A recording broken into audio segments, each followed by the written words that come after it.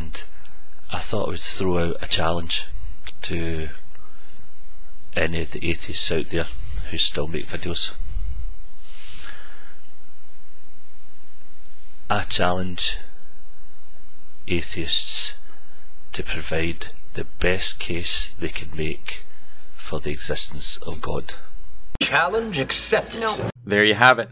I thought the thought experiment of trying to come up with some sort of argument for God was interesting, so I decided to do it. But first, I must change my way of thinking. In fact, I must change the very way that I exist. I must... Oh!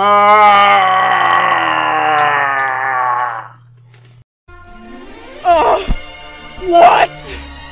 Oh, fuck! Oh! Oh, I'm burning up! Oh!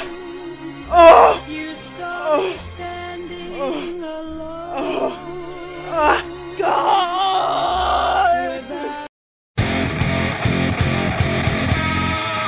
Okay, so the first issue I ran into when considering this question was that I didn't know what the challenger meant by God.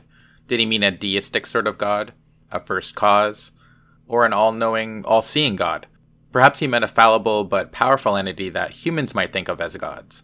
But I didn't want that to get in the way. I believe the challenger asked his question in good faith, so I wanted to come up with some sort of answer that might be at least partially satisfying. This is the result. The most romantic notion of God I've ever heard was pantheistic in nature. I actually read it in a Greg Iles book titled Footprints of God.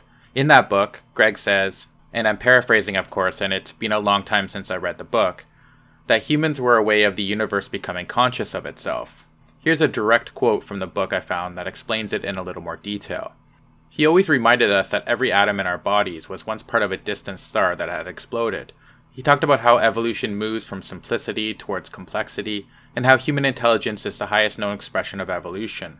I remember him telling me that a frog's brain is much more complex than a star. He saw human consciousness as the first neuron of the universe coming to life in awareness, a spark in the darkness waiting to spread to fire. If your definition for God includes a pantheistic approach to the question, I'd find this idea both seductive and not far from the truth. You could quibble about whether or not the human brain is the highest expression of evolution, or whether or not we're likely to be the first spark of awareness, but you don't have to believe in the supernatural or embrace nonsense to make this concept work. In the book, Greg takes it one step further by saying, and again I'm paraphrasing here, that our souls are like tiny drops of water, and when we die, those drops return to the ocean of the universe. Again, this poses the problem of believing in the soul, which most people I've ever talked to describe as a sort of supernatural, immaterial spirit that can survive after death, which contains the core essence of who we are as people. This definition I find absurd, and I can't rationally defend such a position, because there's no real evidence that a conscious entity can survive the death of its material body. You could argue for its existence if you're willing to put that aside for a moment and use personal experience or secondhand accounts of hauntings and so forth to bolster your claim. But I think such claims are easily dismissed, and rightly so. And since you asked for my best argument for God, I wouldn't go down that route. If I wanted to defend that analogy, I'd use the fact that we're recycled once we die. For example, what happens to the billions of atoms in our body when we die? Put frankly, they end up all over the place. Once you die, the process of decomposition begins, in which the vast array of molecules that make up your body, from fats to DNA, are broken down, and their atoms incorporated into new molecules. Hence, your carbon atoms might, temporarily, be found in a bacterium's cell wall, or combine with oxygen and be released in the CO2 of a rat's breath. It's all part of nature's never-ending recycling system that is born of the laws of the conservation of matter. Each element has a slightly different biochemical cycle, the carbon and nitrogen cycles being the stuff of school textbooks. But the upshot is that all of our atoms are incorporated into a huge array of other organisms and materials, in a ceaseless game of pass the parcel. The ultimate origin of the vast array of elements is equally astonishing, formed as they were in the bellies of stars and in spectacular supernova. As Carl Sagan so memorably put it, we're made of star stuff. And this would indeed seem like a way of our drop of water returning to the ocean of the universe, even though it technically never left. Now, if you're searching for something to worship or pray to, I don't think this version of God would be satisfying. I see no reason why someone would choose to worship existence itself, although I'm sure some people might choose to do so. I could see it giving someone a more profound appreciation for our planet, our universe, and our place in the grand scheme of things, but in all honesty, I don't see any reason to call this concept God.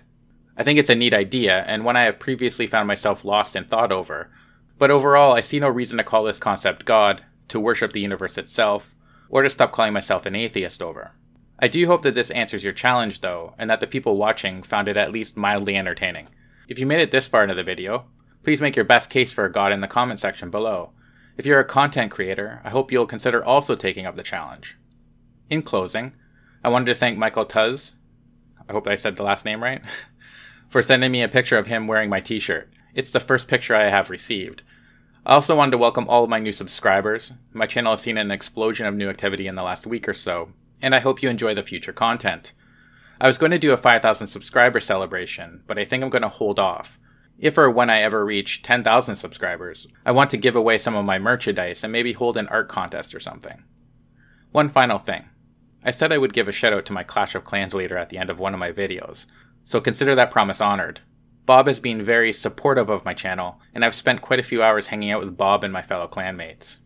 Take care and cheers.